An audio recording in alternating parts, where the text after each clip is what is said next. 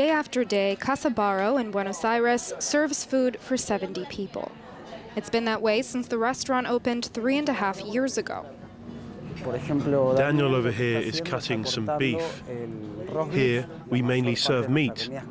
That's our biggest expense. But now more than ever, the restaurant's owner has to keep a close eye on his balance sheet. Food prices in Argentina have gone up an average of 6% per month since the start of the year. Here's some sirloin. We bought these pieces here for about 2,000 pesos. Last month, they cost 1,700. To avoid losing money, he says he must raise his prices regularly.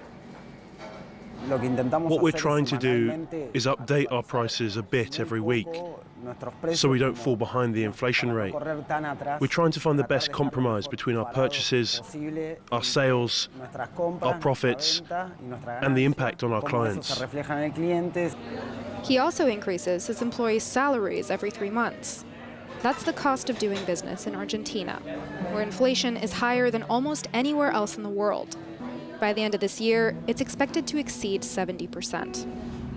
Simply having a job isn't enough anymore for many Argentinians struggling to make it to the end of the month. Mary Lou, a single mother of 2, has to go to a food kitchen 5 times a week in order to feed her young daughters. I live alone with my 2 children.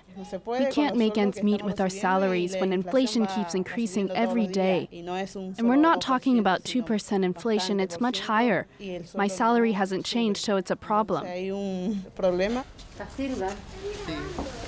Marilu is not alone. Around 200 people line up every day to eat at this soup kitchen just south of Buenos Aires. As demand continues to grow, volunteers at the community kitchen say they're stretched to their limit. Inflation hit us hard. There's more people coming in, asking for more food. But we can't cook for everybody. It's not that we don't want to give people more food, but we don't have the resources to make any more meals. Dramatic as it is, this kind of crisis is not new for people living in Argentina.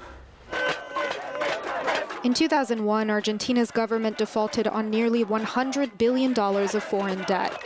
Local banks froze the savings accounts of hundreds of thousands of people, depriving them of rainy day funds. Since then, protests have been a near-daily occurrence as the nation buckles under rising debt and inflation.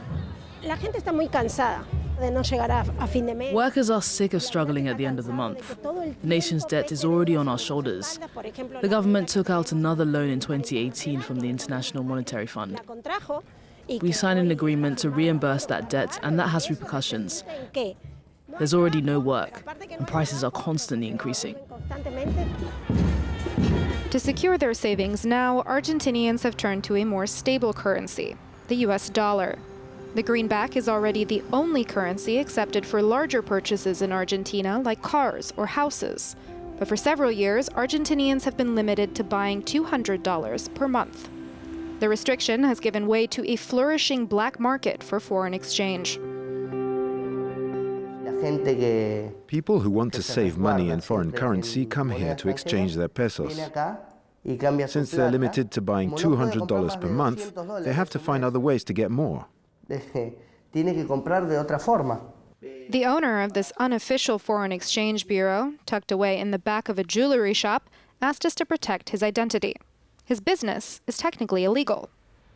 The truth is, everyone knows this exists, and no one can shut us down. Even people who are high up in the government buy and sell dollars in this kind of place. Other Argentinians have been flocking to a legal alternative. Cryptocurrency has seen a surge in popularity across the country. Every month, this group of Bitcoin enthusiasts meets up to discuss the latest trends. Jerónimo Ferrer says he believes digital currency is the best option for saving money.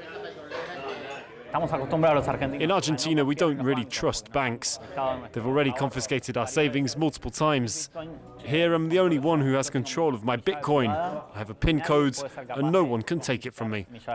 Crypto may be volatile. Many of the most popular cryptocurrencies have crashed spectacularly over the past months. But for many Argentinians, they're still more reliable than pesos. We trust maths. It's a software that's written with rules that never change. That's different from a paper currency, where you have to trust politicians, and politicians change the rules all the time, especially in a country like ours where the rules change every 10 minutes. A study found that Argentina ranks 6th in the world when it comes to cryptocurrency use, as citizens continue to search for exit strategies in a deepening economic crisis.